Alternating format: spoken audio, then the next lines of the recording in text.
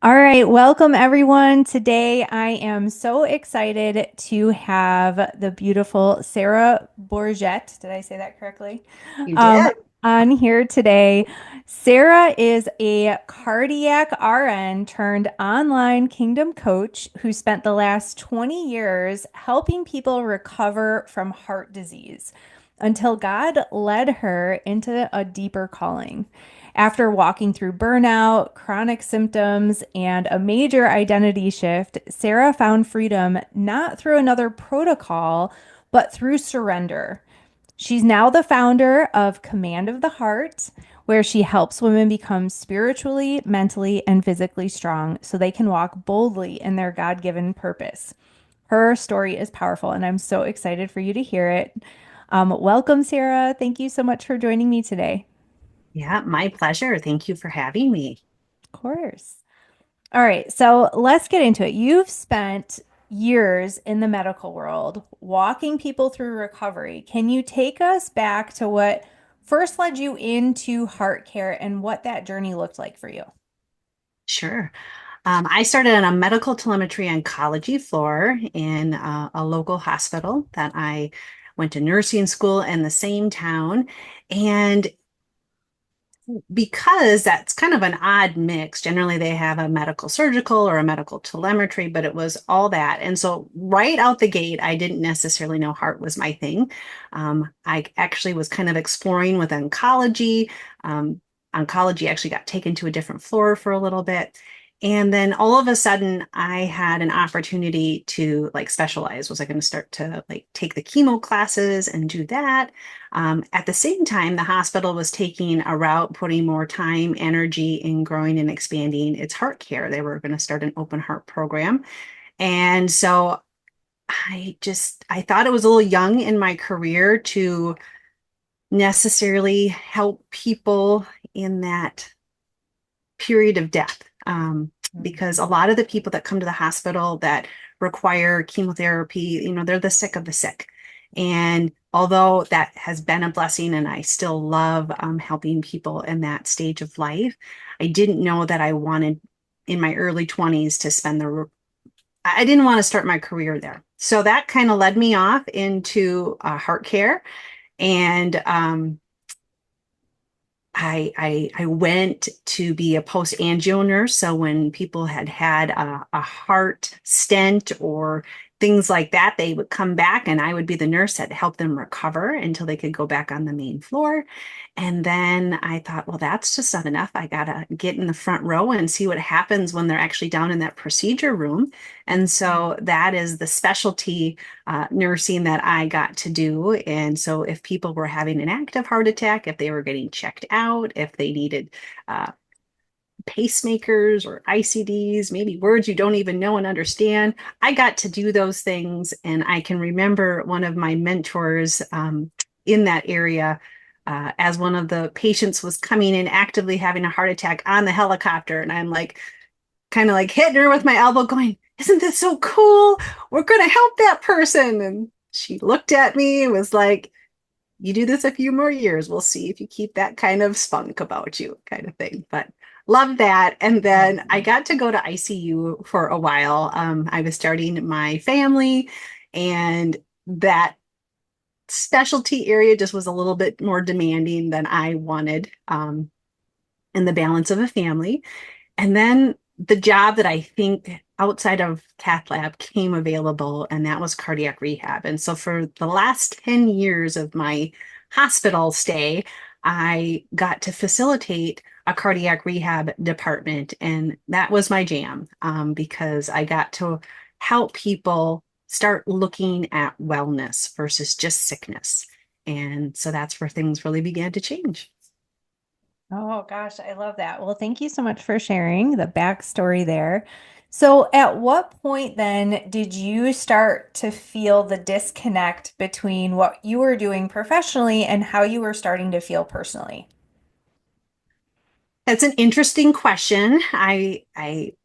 Many of us might think it was just an overnight thing. It was not. I think it was probably a good decade long or better. So, when I came in new, as a new nurse, you know, you try to do everything the way you're being told, and then you kind of start to spread your wings and use that thing that the Lord gave you for critical thinking. And so a lot of it came from my own journey. What was I doing to my own body? What was I putting in my own body? And then it started to make me think about how that translated to what I was getting to help other people with. And I think because I did have some struggles even earlier on, that led me to start looking that way. And in addition to that, I think when you start raising a family, you also start looking and going, okay, what are we doing here? Mhm. And so I think when it really started to click is when I was probably in the ICU going into cardiac rehab.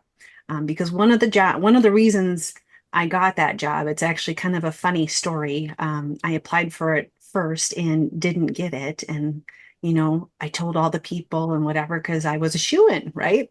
Yeah. And well, they hired internally up the department. And so I got to eat a little humble pie and I got to wait. Oh, was it 9 months later? I don't know. It'd probably be a funny story if it was 9 months later, because at that point, the position became available again, and I interviewed, and I was a little bit more quiet in who I told, but there were some really good candidates, extremely good candidates. And one of the things I asked the person that interviewed me is, "Why am I here again? Like, why am I here?" And the thing that really, I think, was the difference is that I love health. I mean, it had a beautiful schedule, it had a beautiful pay attached to it, it had all those things that Yeah. we like as our humanness. However, the other candidates didn't know, understand, or value, I think, wellness from the aspect that I was wanting to take, that. And I truly believe that that's what won the position that time and why I was privileged and honored to be in it for 10 years. Mm, I love that. All right. So you had a moment in your journey where heart disease really hit home. What did that look like, and how did it begin to really shift your perspective on wellness? Well, because of my career, I think I was just coming out of the cath lab at the time that I'm going to tell you about. So I dealt with it every day, every day. But when it's someone else's dad or someone else's mom or grandpa, um, it feels a little different. It feels a little different. But on a particular given day, it was not anybody else's family. It was my family. It was my dad. Being 56 years old, I had just had my second child, and he had just taken a picture with him, was holding him, and then all of a sudden I'm getting a call. Actually, they didn't call me. That was a little bit of an issue. They waited to call until, I don't know, 6 o'clock in the morning. He'd already had the things done. Um, but I ended up finding out that yes, he did have a heart attack, and so that was really interesting, really interesting. A lot of emotions come up there because I was really glad that he was okay. I was really glad that he was okay. And I knew, even based on my nursing experience, that the likelihood that he was going to be okay was high. However, I still was, I still was concerned. And then I probably started to deal with some anger because, my dad had known for a long time a lot of things he ought to be doing, and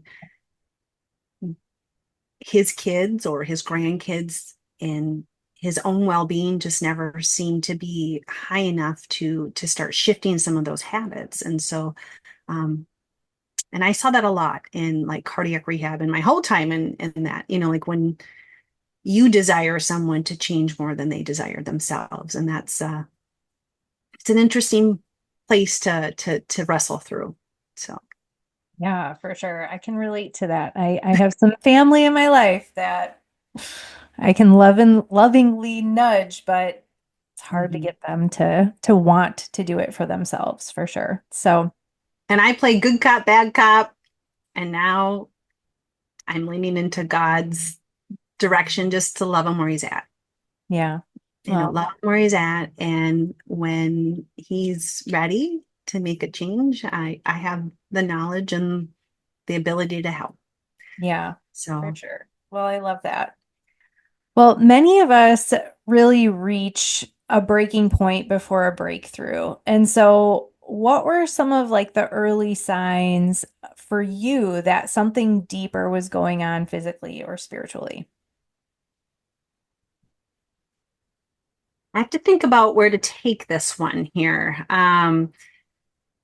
So I think I'm going to fast forward to my story where I'm having a lot of symptoms. I'm having a lot of trouble with my own health. And this was like, I believe after my dad had had his heart attack, because I had gotten a diagnosis of Lyme's, and that was just kind of like the straw that broke the camel's back, and things just kept escalating. We had moved, and then and a bomb went off, and just things that never bothered me before. I was like pretty textbook girl, like this happens, this, yep, right in the middle.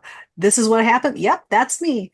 And now all of a sudden, like there was no textbook for what was going on in my life. And I was releasing hair and I had food sensitivities that I could eat that thing 6 months ago and not have an issue. I was fatigued. I had pain. I had just all these things. And so I had spent this journey. I'd gone to the medical field and I was getting lots of expensive tests and not getting a lot of answers. I was getting like, well, that's negative, but not really feeling seen, not really feeling heard, and definitely not getting the breakthrough that I was wanting and desiring with my health.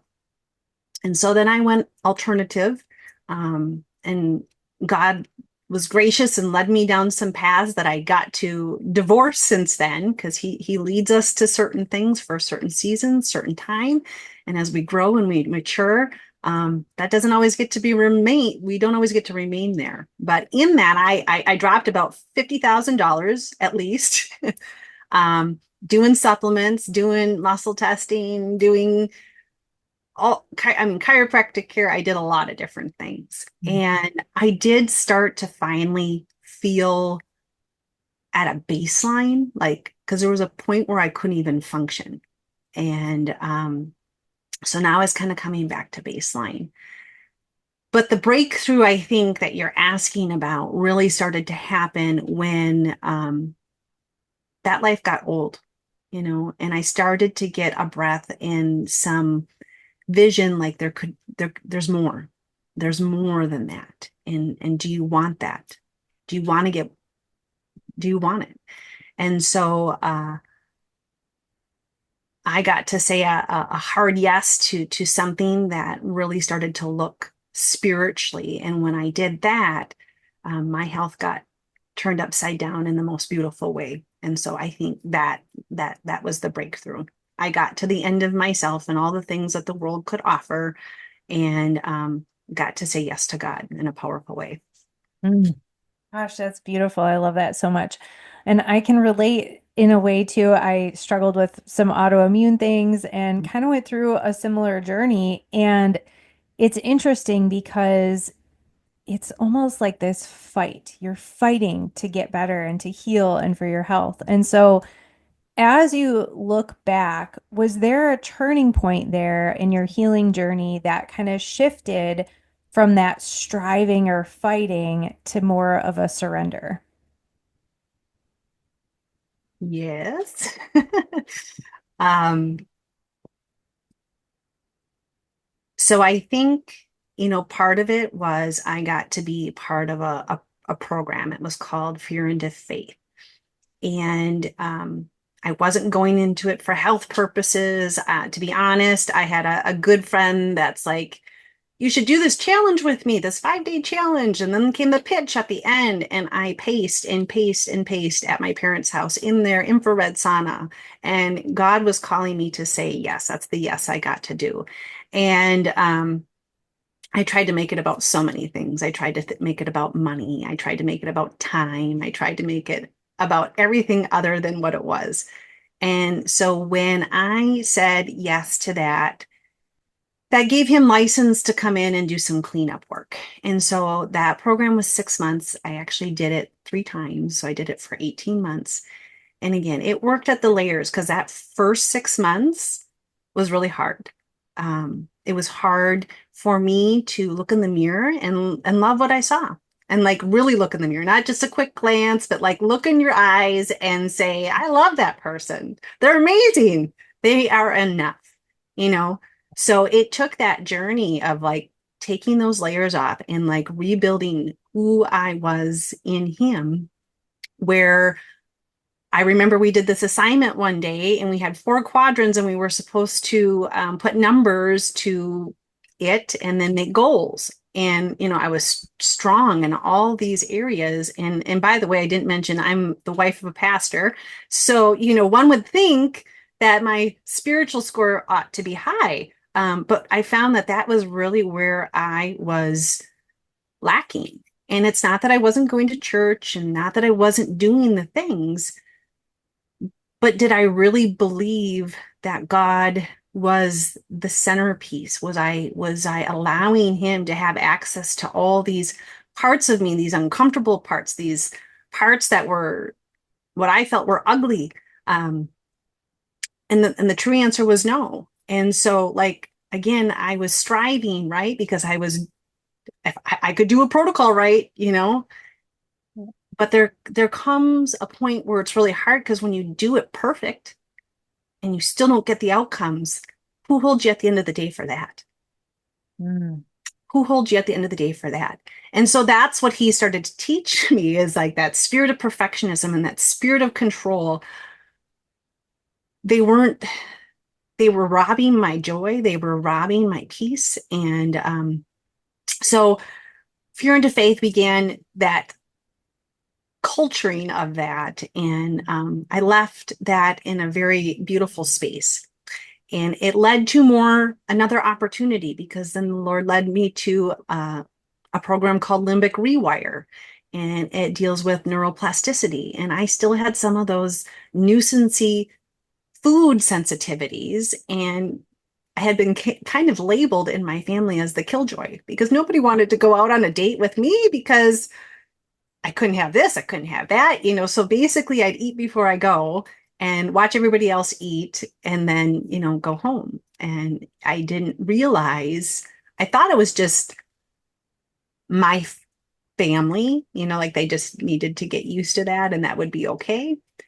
And when I had that reflective point of maybe I don't get to do that program, because I said to the Lord, my husband gets to give blessing to that for me to do that. And that wasn't something I normally did in that way. And so it was really humbling to go, oh gosh, the answer could be no. And I really started to realize how much I had buried myself not to want or desire those things, because I was afraid. Because what if I didn't get it? And so it wasn't just my family that was grieving. I was grieving, and God was showing me there is another way.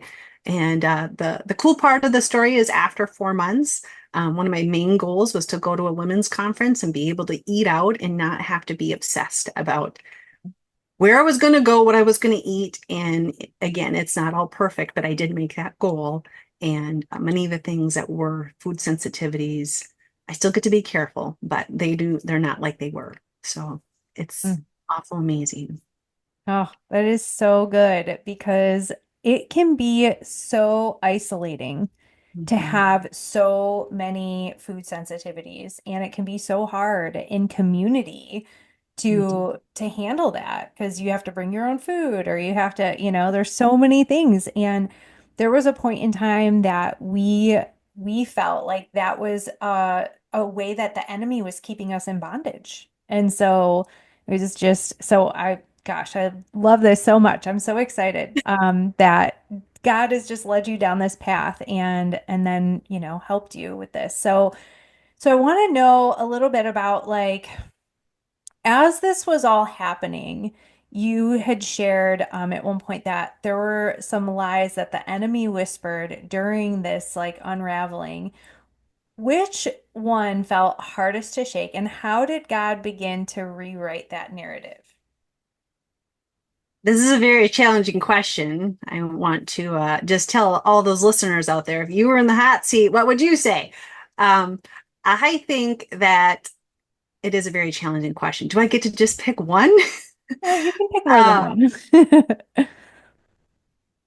one. I think the enemy, specifically for women, likes to eat at the fact that are we enough? And I would say even as I'm walking the road now, he still tries to pull that one a lot. And it masquerades as a lot of different things, Mhm. but basically I'm not enough. I'm trying to think of the other lies. I mean, he definitely worked and continues to try to work as a recovering perfectionist, just on security things. And, I've got to do it all right in order for me to get the results that I desire, or that I believe that God is walking me towards. So that one needs to be swept out quite a bit as well. Yeah, for sure, for sure. So how do you take those then and flip it from the lie to the truth about what God says? Great question. And I think it has looked different depending what season I've been in. So in that Fear into Faith Academy that I did, in they did it each time, and I worked on them, I refined them, but they had us do I am statements. Mm. And so there was an I am statement that you made for different categories of your life. And so I still have them framed in my bathroom, and it's pretty regular. I wouldn't say it's every day anymore, but probably at least 5 days a week when I'm getting ready for the day. Um, I have someone who is really good at Hebrew, and so he has given God's name and my name and intertwined it. So I say that, and then I repeat my I am statements, and then I end by saying that again. And so I will tell you, when I first read that and I had coaching, I felt like the biggest fraud ever, because it was like, I don't see this. I don't believe this. Mm. And as I have continued to declare and decree those over myself and over my life, um, God has shown me ways in which, see, that is true. And, my phone would often hang in the bathroom as I was doing this. And, our phones listen to us. And so it was really funny one day as I had asked a question to Siri, and out spits out my purpose statement. and, and so our world is word activated. God activated the world with his words. He created the world with his words. And so it is so important not only to know who you are in Christ, but to speak it out, because that is coming against the enemy. It's one of the ways in which you get to have breakthrough. And it's that reminder to you over and over and over, because our heads tend to be thick. And when we've got that marinated heart, when we've got that softened heart, we just want to keep putting life into it. We just want to keep giving it the word of God. So um, that is how I do it, and in community too. Like, pick people who are going to speak life into you.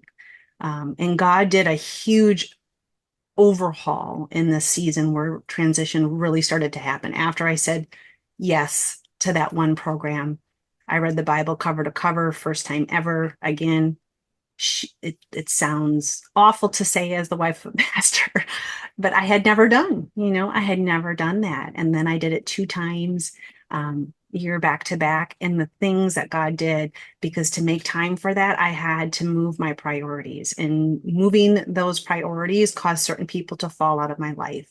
Mm. And those people, now I see it still hurts, but I see why God has removed them or put them on the outer ring. He hasn't told me I can't be with them. Um, but it's even changed my desire because I don't get what I need from them anymore. Like they are at such a different space. And so I get to love them from afar. And Yeah. Oh, yeah. Mm, so good. I feel like sometimes it's those healthy boundaries and, moving people that aren't supposed to be in that inner ring that can also really help with healing as well. absolutely. So tell me a little bit about, I know you had shared before that health had become an idol at one point, that God had revealed that to you. And I know so many people, especially when you're struggling with any kind of like Lyme disease or autoimmune issues or anything like that, it can really affect it can be very hard to not make health an idol because you're in this fight and this strive.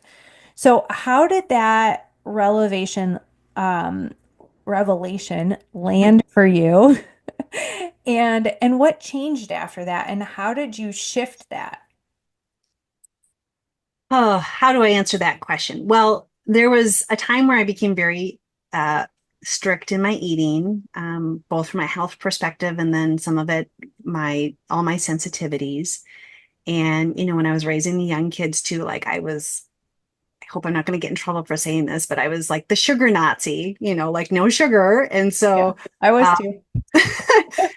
and so when they would go to grandma or grandpa's, um, that wasn't always met with open arms. And, I found myself in judgment a lot. I would go to these events and I'd be like, oh, look at that. And oh, like, and feel the weight of the world. Cause it's like, if I wanted my kids to eat differently, then I had to do everything. And,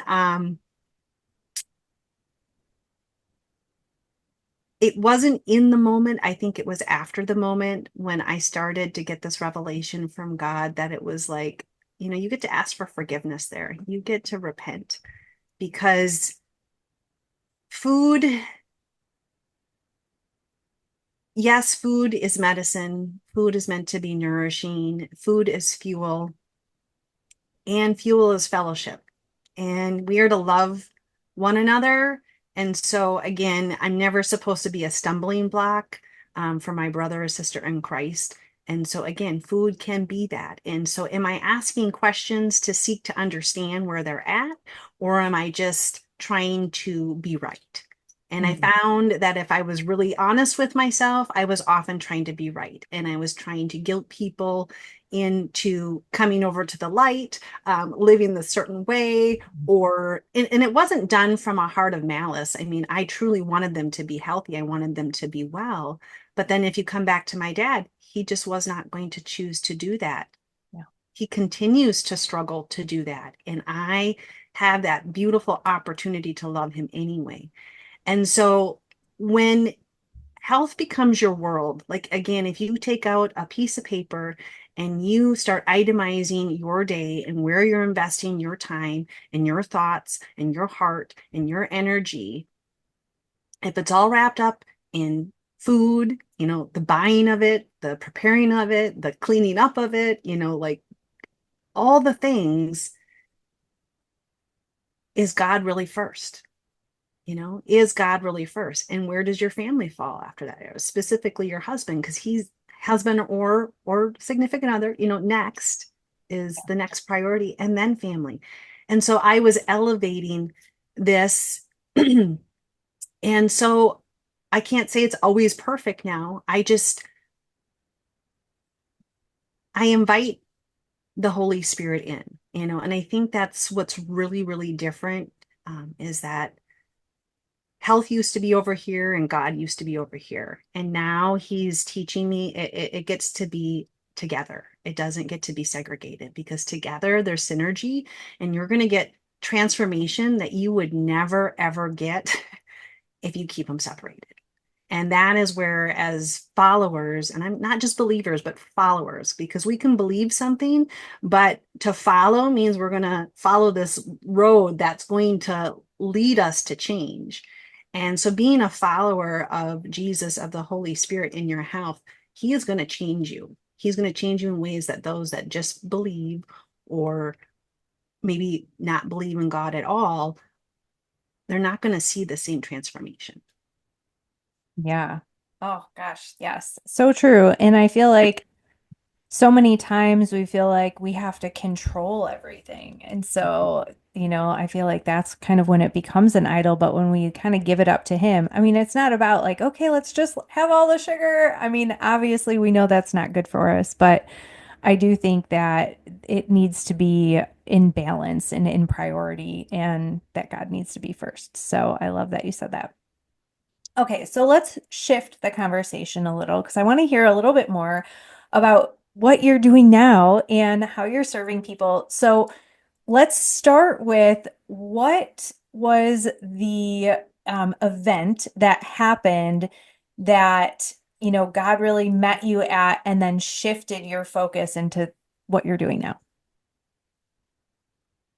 Well, my family had been serving as a minister family in our small town, and my husband was serving over two churches, and we knew some things were changing in the big church body that we were under, and kind of getting that feeling that we weren't going to be able to stay.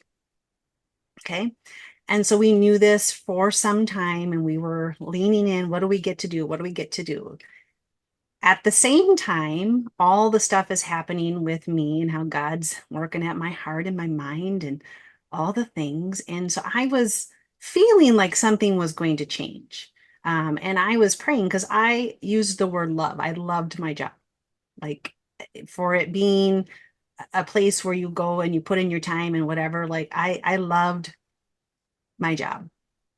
And I'm like, Lord, you're going to have to do something here because there's a talk about moving, there's a talk about all these things, and you're going to change my heart. You're going to have to make something happen here because I love my job, and you put that love in me, right? So it's a little laughable because what ended up happening is that my birthday came January 22nd of 2024, and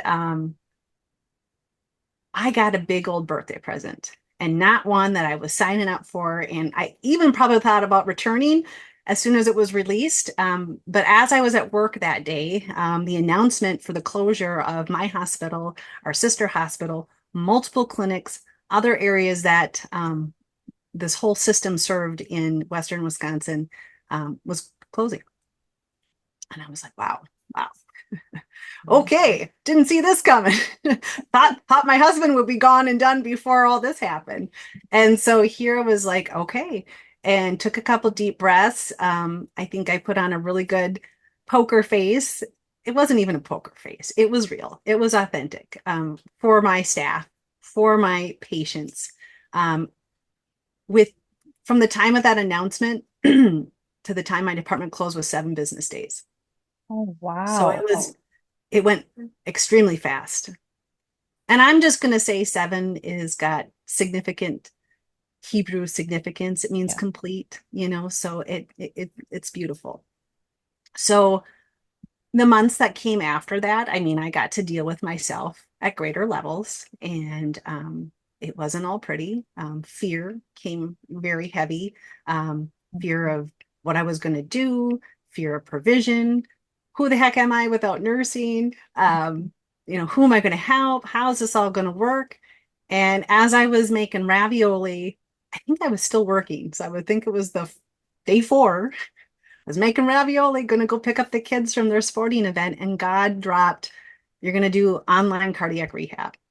It's going to be a 3-tier thing. And I'm like, are you just putting a carrot out there like for me, like to let me know that there's something possible, or are you really asking me to do this? And I got excited about it. And then I kind of got scared because it's like, well, I don't know how to do that. That's a lot of work. How does it get to look? Yeah, Um, I don't know if we have any hows out there, but the people that like get caught in the how, um, really.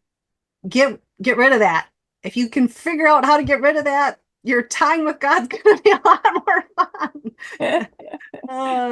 Uh, because the how he doesn't always reveal, but we can depend on him for that. So I don't know. I've been on a wild journey, and got into some different business coaching, and Command of the Heart was born through that.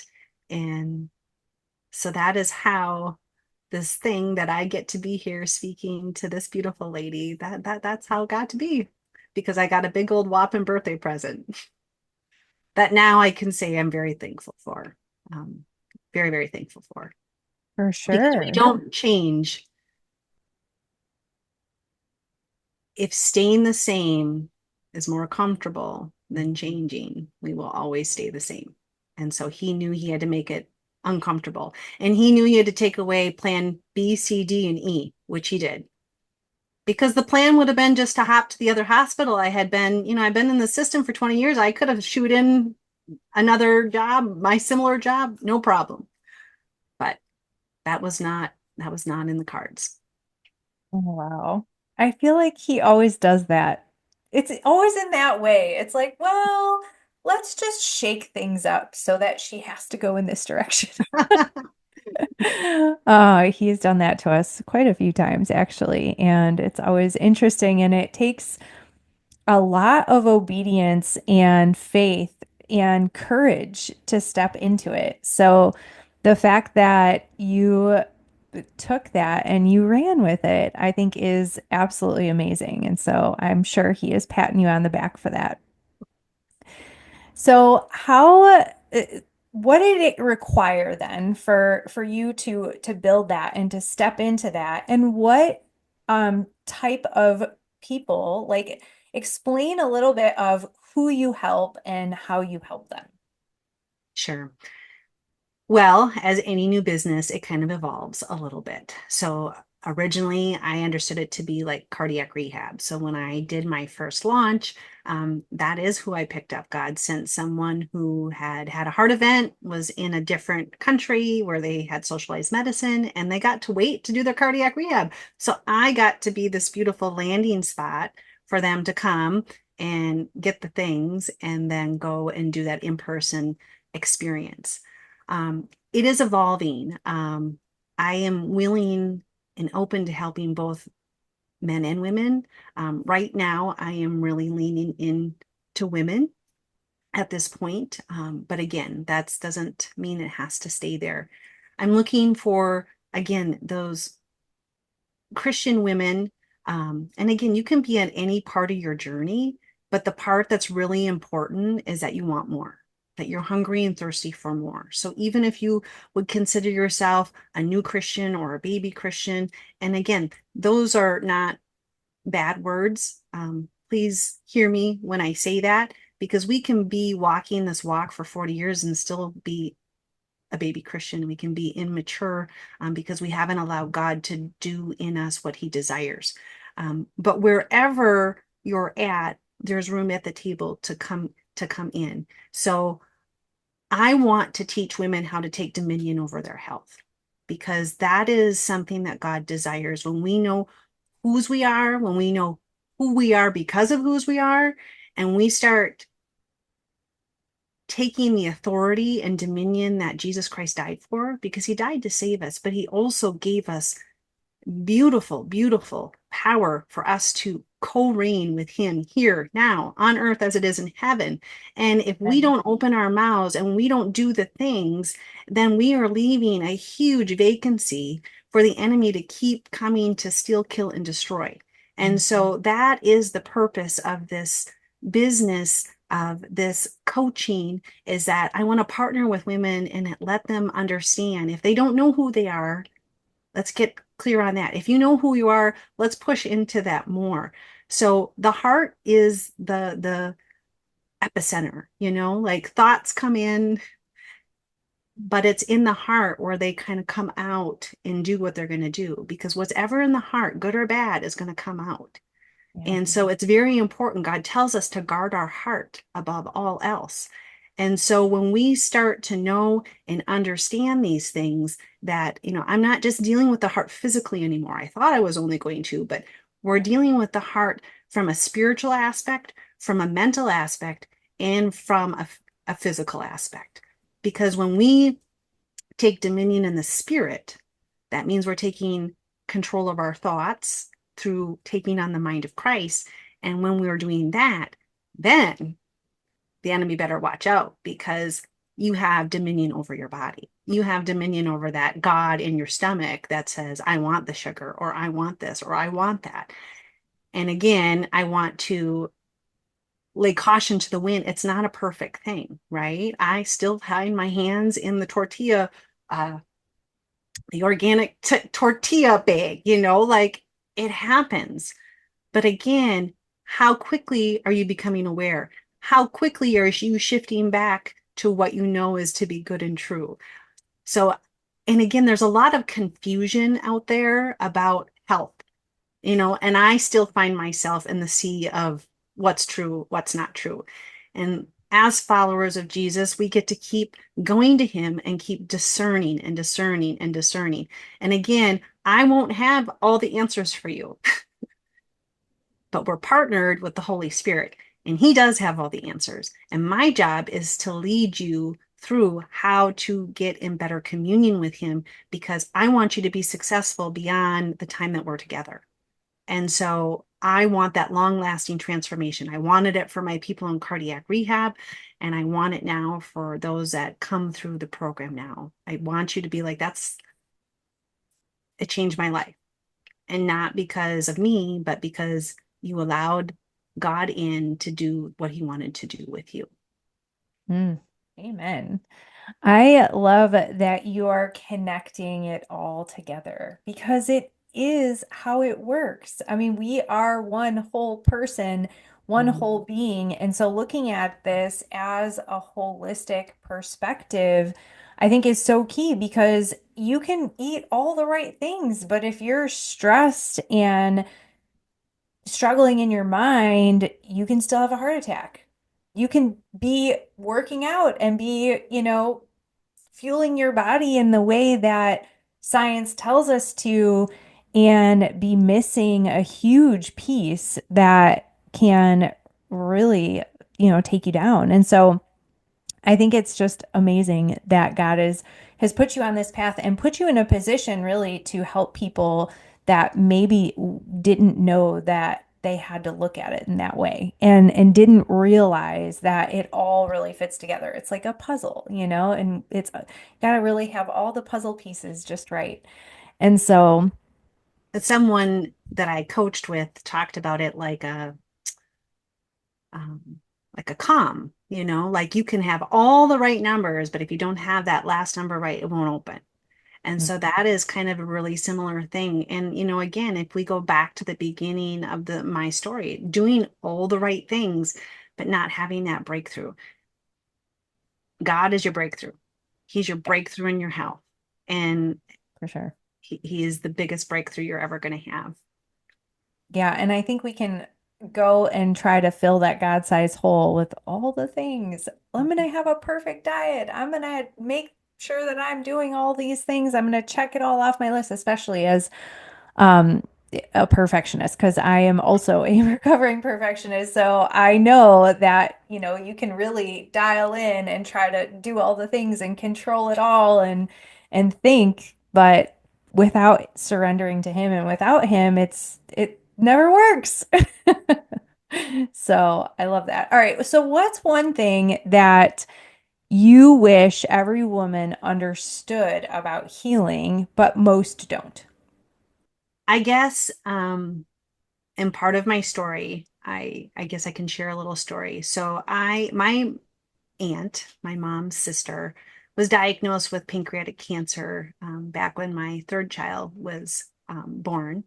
And for anybody that doesn't know, a diagnosis of pancreatic cancer is generally a poor prognosis. And I think it was during this time I came across the book Healing the Sick. The story goes, my aunt in the end did get to pass.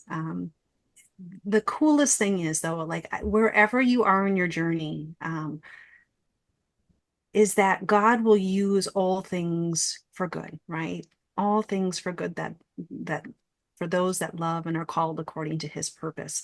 And so I've gotten to speak my aunt's story in different places. And my husband has used her in his sermons and stuff because as we sat in bed one night and thought about her journey and thought about all the things, because she really did turn to God in a very different way than she ever had previous to her diagnosis. And, it got me thinking, like, the very thing that was meant to kill her was actually the thing that saved her. Now, Mm, not physically, but it spiritually awakened her to make a choice that was going to have eternal consequence for her.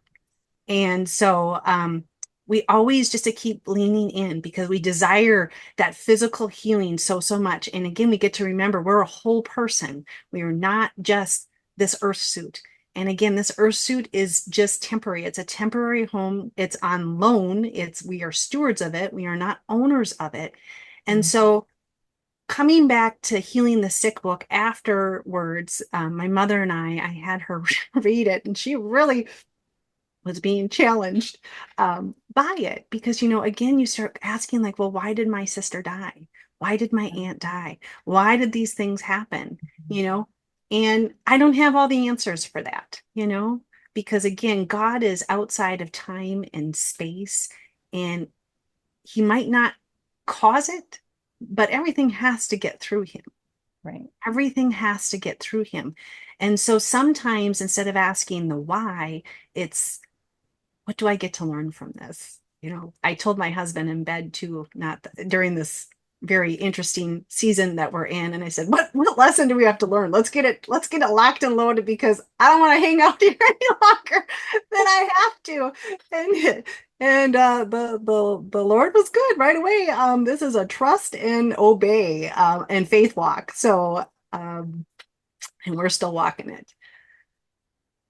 When I had read the book, Healing the Sick, I had been camping and I was all excited because the supernatural world just, I don't know, it excites me. It lets me know that there is stuff beyond what I can physically see, that we have spiritual eyes, spiritual ears, um, to sense all these things. And so when I was still in all my symptoms, I just made a bold decision that I was going to stop them. And well, 2 days later, I was feeling the symptoms come back pretty heavy. And I said, okay, maybe this wasn't how you wanted it to be. I was all open for like 100% miraculous right now healing. And that Always. didn't get to be my journey. Yep. And again, I could have asked why. And I know that part of the answer is because he needs my story to empower and encourage others. And not that a miraculous healing couldn't, but I have a very different story and I can lead people very differently because I didn't get the quick fix. And I Right. got to keep leaning in and I got to keep trusting and I got to keep declaring and decreeing even when I didn't get to see the things yet that I was speaking. And so I do truly believe knowing that God's a supernatural God is what I want to speak to people, and that healing is not just physical. And so when you are asking for healing, being open that can be your your soul. I call it in my program the mind, but the mind, the spirit, or the body, or Mm, all of yes. Oh, that's so good. And I think one little piece I want to highlight that you said, and I think this is so key, and I had a mentor tell me this one time, when you're going through a valley and you're in a hard time and you're going after those God-sized dreams or you're waiting for your promised land or whatever it is, instead of focusing and spiraling around the why, what is it? What is such a better question? Like, what am I supposed to learn right now so that you can move forward and with purpose? Because the why, yeah, sometimes we do get to see the why of, okay, I understand why God did it that way. that. Mhm. We're not always going to see that, but really to focus on the what. Okay, what do I need to do to move to the next level? Like, what do I need to do or what do I need to learn in this space to then keep going? So I love that you said that. Well, God shared a vision with my husband. He had taken him through the book of Exodus quite a few times, and he had Joshua spoke over him a couple times too. And here's the thing, when you start leaning out on God, don't I would caution you to be careful to recoil back, because what he had shared for us is that, we had the Pharaoh army behind us and we had the Red Sea before us, right? Mhm. What are you going to choose to focus on? Because if we sit still and we don't move, our miracle isn't going to happen and that army is going to come. So don't sit still. You got to move forward. And what Mhm. did Moses need to do? He needed to do the stupid thing that God told him to do, put a dumb stick in the water. And when he did that, when he obeyed, which didn't make sense, the sea opened and a path was made. And that is really, really challenging. And I hope that you hear me. Like, I understand if you have been at a space with your health, spirit, mind, or body that feels like you don't know which way is up. Like, I feel you. I've been there. I Yeah. have been there. Um, but God's got you and he's got something better for you. And your yes means so much to him, so Mm. much. And your yes means so much to everyone else that's waiting for that yes. Absolutely. Well, and it's really that step of faith. And someone once told me, and I've made this like my motto, like when I'm in that moment, is that action is like a bomb to the enemy's plans, because it is, because the enemy wants us to be stuck and spiraling and questioning and distracted and all the things. But we just have to take that step of faith and get into action, and God'll make it all work out, but we have to move. So that is such a good picture to remember that the Pharaoh's armies behind us and the Red Sea in front. I love that. Well, we have to remember, as recovering perfectionists, though, what if that next step isn't perfect? Totally. You have to take messy action. Messy action. Yes. Yes. Progress over perfection. I have He I have all makes the things like I have to remind myself of. he makes messages out of your messes. He does. Oh gosh, yes. So true. Oh, I love that. All right. Well, what would you say to a woman who's listening, who's really just, she's burnt out, she's overwhelmed, she's wondering if freedom is really possible for her? And then I'd love for you to just share like any last thoughts you have for anyone that's listening as well. Oh, dear sister. Yes, freedom is possible. Um, you get to break, you get to break free from the enemy. And so my desire for you, and I would just pray for you right now, that God has sent his one and only son to shake, to unlock the gates of hell so that you can have that freedom. And I know that he has put angels all around, earthly angels, people, here and now that are wanting to come alongside you, that want to speak life into you, that have been given the power of the Holy Spirit and want to break you free. And so many times the enemy is going to tell you that you are alone, that there is no one there to help you, no one knows, understands, and that is a lie from the pit of the hell. And I would send it back there and I Right. would lock it up until it can never come back. Mhm. And so make a dangerous prayer. Mhm. Make a dangerous prayer is what I would tell you. Ask God to send someone. Ask God to send you a sign. Ask God, tell him that you want him more than anything else, and he will show up. If you do that, and you do that from your heart, and you keep your eyes vigilant and your ears open and your heart perceiving, he is going to send someone. He does not want any one of his sheep lost, and he will come after you. So that is what I would tell you. When I started to say yes to God and I allowed him to start doing the work, I'm going to tell you, it ain't fun. It isn't fun. You're going to want to run out the other door. But what I've also been told is that once God has you on the operating table, let him finish. Don't get up in the middle of the operation. Okay. Let him keep working. Um, I would find community. So whatever that looks like. Let God lead you to it, but be in community. And again, that can be a hard thing because the enemy seeks to isolate us. And so you might get to work with the Lord about forgiveness and then retrusting. But remember that you can trust him above all else. Okay. He's never left you. He's never forsaken you. He has never withdrawn his love from you. Now, people are his interesting creation and they don't operate in that all the time. And so there's hurt out there. There's hurt, and there's hurt that's sometimes very hard to let go. Um, but forgiveness is going to be one of your biggest allies. And forgiving does not mean to forget.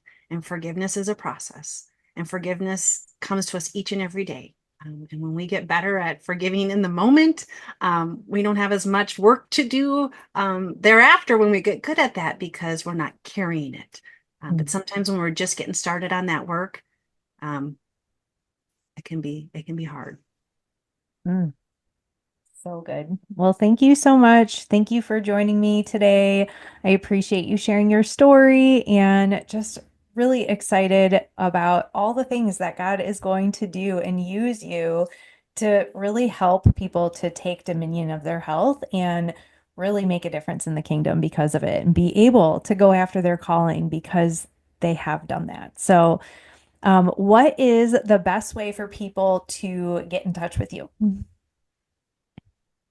Good question. So, one of the things, if you want to come and be in community, where I am part of that, I would say Command of the Heart. You can search that right up in the Facebook groups and come on in and be with us there. That is a free group that you can come in and just get support in. It's really turning into quite a blossoming community.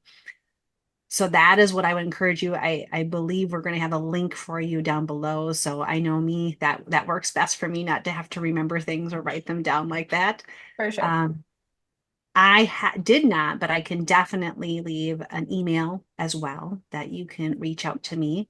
You can come find me on Facebook at Sarah Bourget and drop in my DM. That's another great way to get connected with me. And I am on Instagram. I'm going to be really honest, guys. That's not my favorite place to play. If you like to play there, great. Come chat with me. Um, and that's what I have. I think I also have a gift for you that you'll get the details for in 15 timeless ways to release weight without dieting. So it kind of, when you open that up, you find a lot of that body, mind, spirit, mind, body. We talk about that reordering, Yeah. spirit first. And just how it can real simply be blended in there in just some and habits that you do. So um, I'm not all about losing weight. That's not what my program is specifically about. But when we start coming into alignment with the rhythms God intended for us, weight loss is going to be a byproduct of that, by the way, living the way He has created us to live. Absolutely. Amen. Well, thank you so much for being here. I will link all the things below in the show notes so you can reach out. But please give Sarah a shout out on social media if you enjoyed this and go join her community. And we'll see you guys next time.